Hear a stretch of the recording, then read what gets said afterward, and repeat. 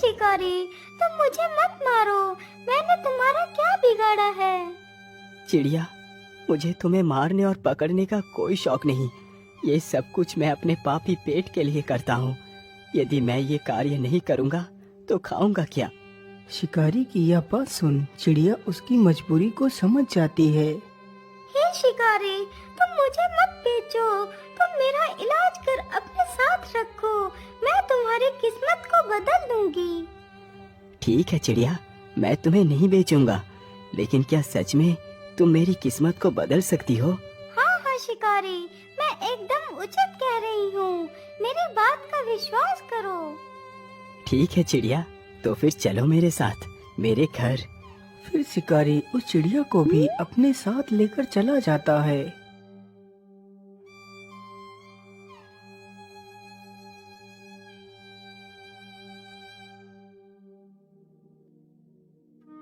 चिड़िया, तुम इसी स्थान पर बैठो, मैं तुम्हारे घाव पर दवाई लगा देता हूँ। इतना बोलकर शिकारी चिड़िया को वहीं पर बैठा कर दवाई लेने जाता है। वह जल्दी ही एक कटोरी में दवाई ले आता है और उस चिड़िया के घाव पर लगाता है। चिड़िया, अब तुम यहीं पर बैठकर आराम करो, कल तक तुम बिल्कुल ठीक हो जाओगी।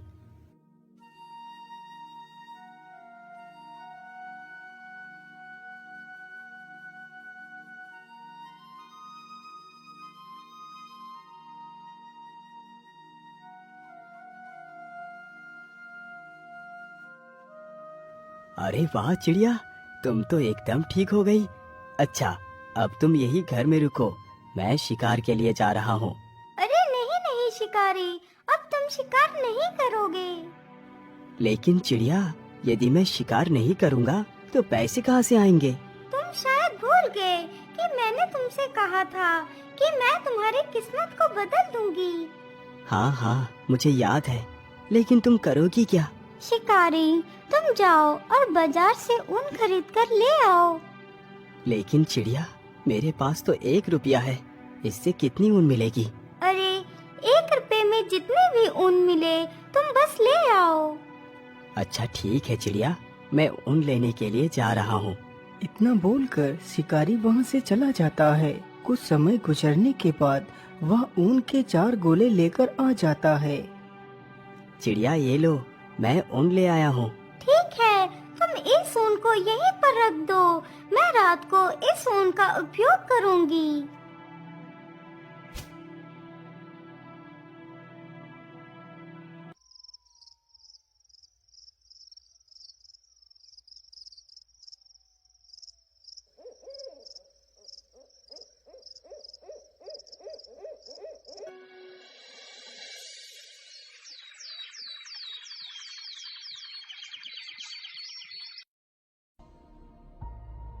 अगले ही दिन शिकारी जैसे ही सोकर उठता है तो वह देखता है कि सामने टेबल पर एक बहुत ही सुंदर शाही सूट रखा हुआ है।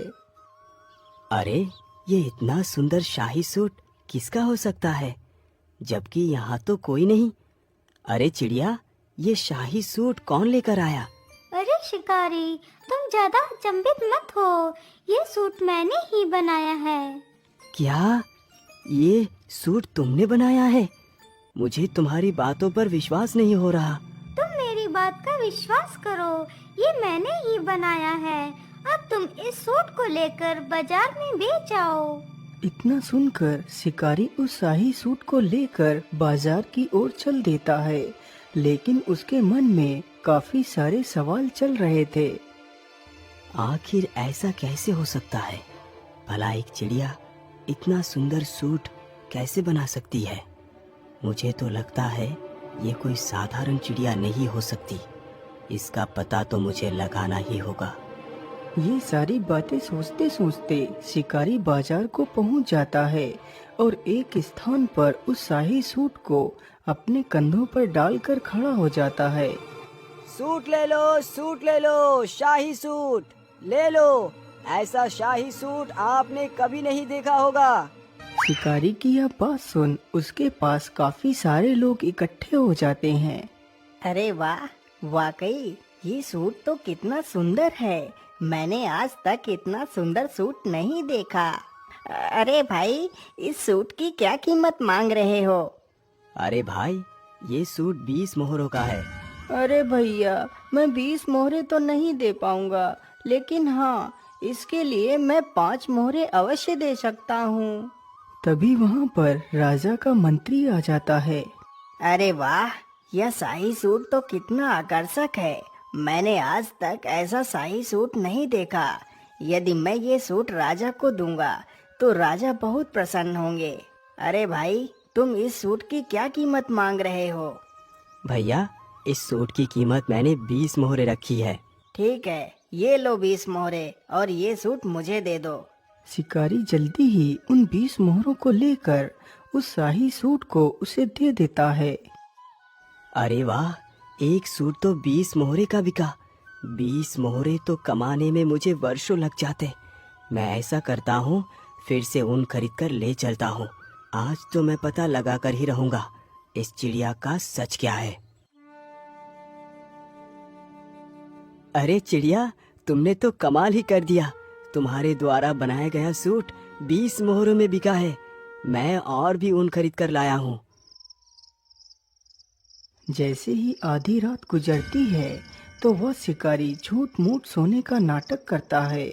उधर वह कबूतरी भी शिकारी के सोने की प्रतीक्षा कर रही थी। मुझे लगता है शिकारी अब सो चुका है।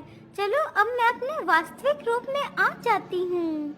इतना बोलकर कबूतरी एक सुंदर राजकुमारी का वेश धारण कर लेती है और चुपचाप उस ऊन के वस्त्र बनाने लगती है। यह सारा दृश्य सत्या चुपचाप फटी आंखों से देख रहा था।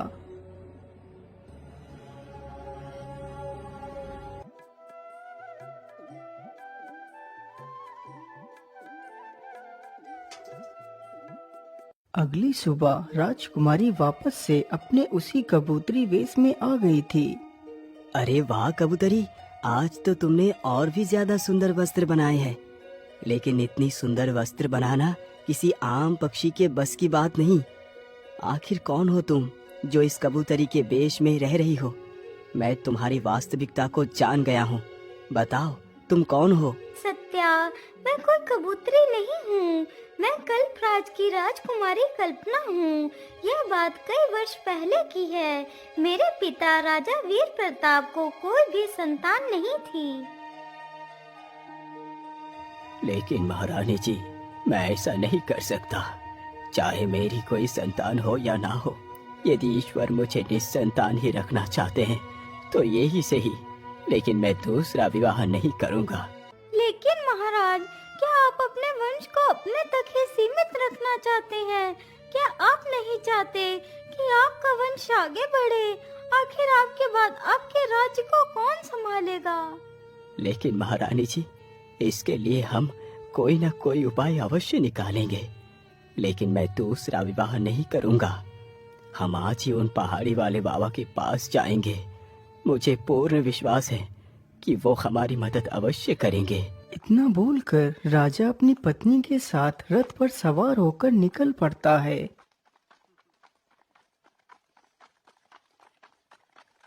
वह चलते चलते जल्दी ही उस बाबा के आश्रम में पहुंच जाता है।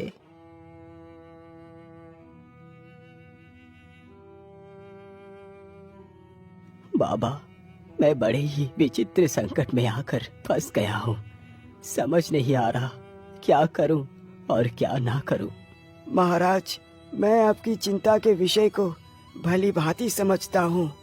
बाबा, यदि आप सब कुछ जानते हैं तो फिर बताइए, क्या मैं इसी प्रकार जीवन भर निस्संतान रहूंगा? क्या मेरे भाग्य में कोई संतान नहीं है? महाराज, आप घबराइए नहीं। आपके भाग्य में संतान का सुख अवश्य लिखा है, लेकिन एक समस्या है। समस्या? लेकिन कैसी समस्या मुनिवर? आप मुझे उस समस्या को स्पष्ट रूप में बताइए। महाराज, तुम्हें एक पुत्री की प्राप्ति होगी, लेकिन तुम्हारी पुत्री जब तक पूरे 15 वर्ष की नहीं हो जाएगी तब तक अपने कदमों को जमीन पर नहीं रखेगी।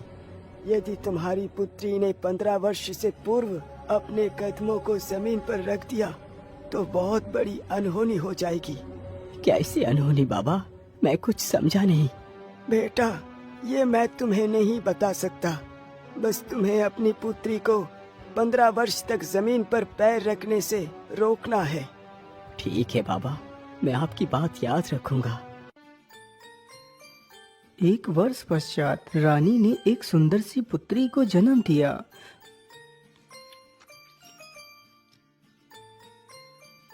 मंत्री जी, जाओ और पूरे राज्य में धन दौलत बांटो। आज मेरे लिए सबसे बड़ा खुशी का दिन है। धीरे धीरे काफी वर्ष गुजर गए।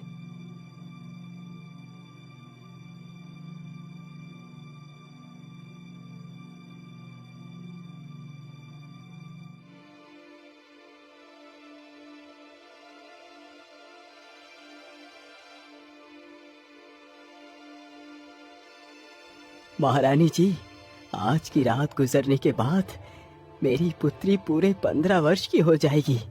आज की रात जरा ध्यान से बिताना महारानी। हाँ महाराज, आज का ही दिन हमारे लिए शेष बचा है। इसके बाद हमारी पुत्री जमीन पर उतर पाएगी। आधी रात जैसे ही गुजरती है तो महारानी की भी आंख लग जाती है। तभी राजकुमारी को कुछ बुरे बुरे सपने दिखाई देते हैं। वह बिस्तर पर पड़े पड़े भयभीत हो जाती है और पलंग से नीचे गिर पड़ती है। हे भगवान, ये क्या हो गया? मैं जमीन पर कैसे गिर पड़ी? माँ, जल्दी उठो, देखो मैं पता नहीं कैसे जमीन पर गिर पड़ी। इतना सुनते ही महारानी की आंखें खुल जाती हैं। अरे अरे अरे पुत्री, ये तुमने क्या कर दिया? तुम बिस्तर से क्यों नीचे उतर गई? महारानी इतना कह ही रही थी कि तभी कमरे में कुछ प्रकाश जैसा प्रकट हुआ।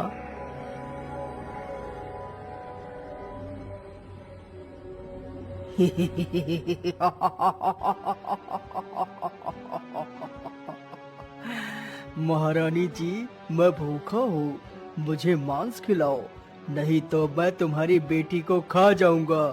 नहीं राक्षस, तुम ऐसा नहीं कर सकते। इतना कहते ही महारानी जमीन पर गिर पड़ती है और बेहोश हो जाती है। राक्षस, आप मुझे मत मारो, मुझ पर दया करो। अरे वाह, राजकुमारी तो कितनी सुंदर है। काश कि यह राजकुमारी मेरी पत्नी बनती तो कितना अच्छा होता। ठीक है, मैं तुम्हें नहीं मारूंगा, लेकिन तुम्हें मेरे साथ विवाह करना होगा। चलो मेरे साथ। इतना बोलकर राक्षस राजकुमारी का हाथ पकड़कर वहाँ से गायब हो जाता है और उसे अपनी गुफा में ले जाता है। राजकुमारी, यही मेरा घर है। आज से तुम यहाँ की मालकिन बनोगी। मैं तुम्हारे साथ विवाह करूँगा। नहीं राक्षस, मैं एक इंसान हूँ और तुम तो एक दैत्य हो। भला मैं तुम्हारे साथ विवाह कैसे कर सकती हूँ? मुझे जाने दो। नहीं राजकुमारी, तुम्हें यदि जीवित रहना है तो तुम्हें मेरे साथ विवाह करना ही पड़ेगा।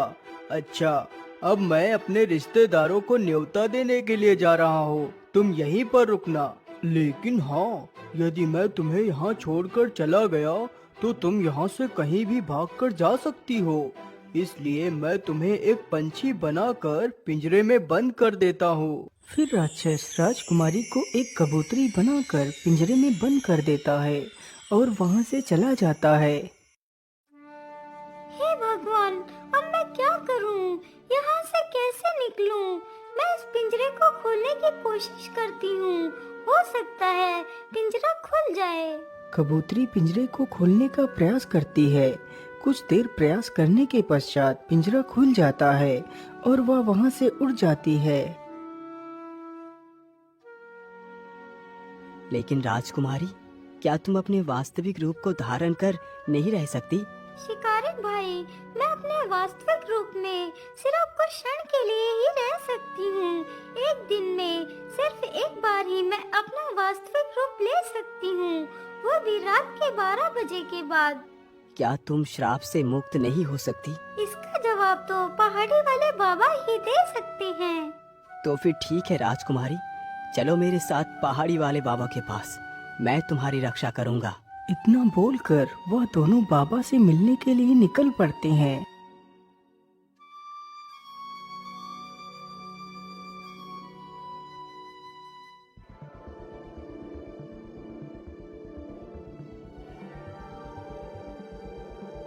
बाबा, हमारी सहायता कीजिए, हम बहुत ही दुविधा में पड़ गए हैं। बोलो बेटा, क्या बात है? तुम इतना परेशानी में क्यों दिखाई पड़ रहे हो? कबूतरी सारी कहानी बाबा को सुनाती है। पुत्री, तुम घबराओ मत, सब कुछ ठीक हो जाएगा। जो मैं कहता हूँ उसे ध्यान से सुनो। हाँ हाँ, बोलिए बाबा, आप क्या कहना चाहते हैं? मैं राजकुमारी की सहायता करूंगा।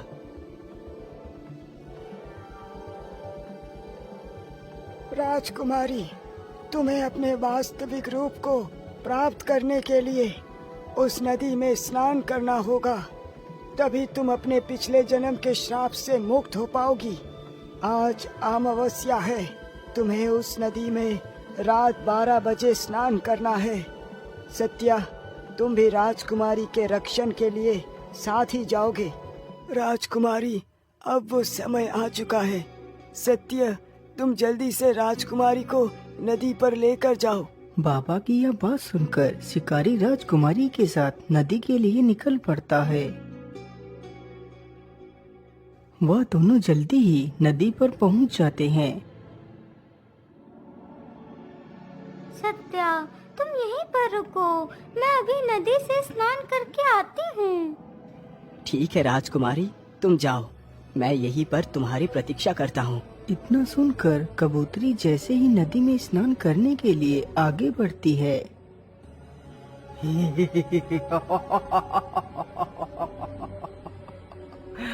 नहीं राजकुमारी, नहीं, इतनी जल्दी नहीं, मैं तुम्हें मुक्त नहीं होने दूंगा। अरे ये क्या? मुझे लगता है ये वही राक्षस है। आज मैं इसे जिंदा नहीं छोड़ूंगा। शिकारी तुरंत ही मसाल लेकर उसकी तरफ बढ़ता है। अरे बाप रे बाप, इतनी जोर से किसने मारा मुझे? किसकी मौत खींच कर यहाँ ले आई है? अरे दुष्ट राक्षस, मैंने ही तुझे मारा है। हिम्मत है तो मुझे मार के दिखा। अच्छा, ऐसी बात है तो पहले तू ही मरने के लिए तैयार हो जा। इतना कहकर राक्षस शिकारी को ही पकड़ लेता है। छोड़ दुष्ट राक्षस, आज मैं तुझे जिंदा नहीं छोड़ूंगा। तभी कबूतरी चुपके से नदी में डुबकी लगा जाती है।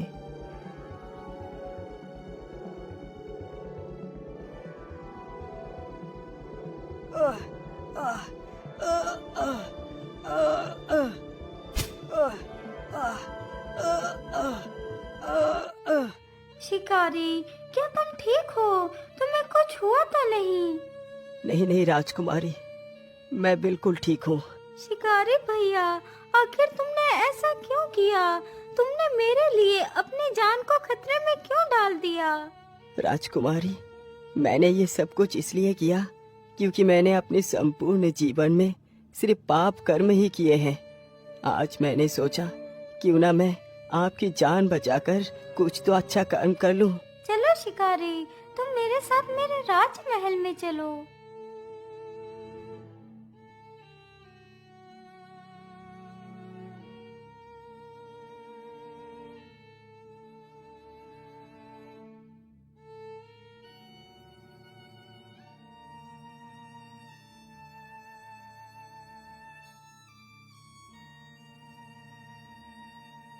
सत्या, आज तुमने मेरी पुत्री की जान बचाकर मुझ पर बहुत बड़ा उपकार किया है।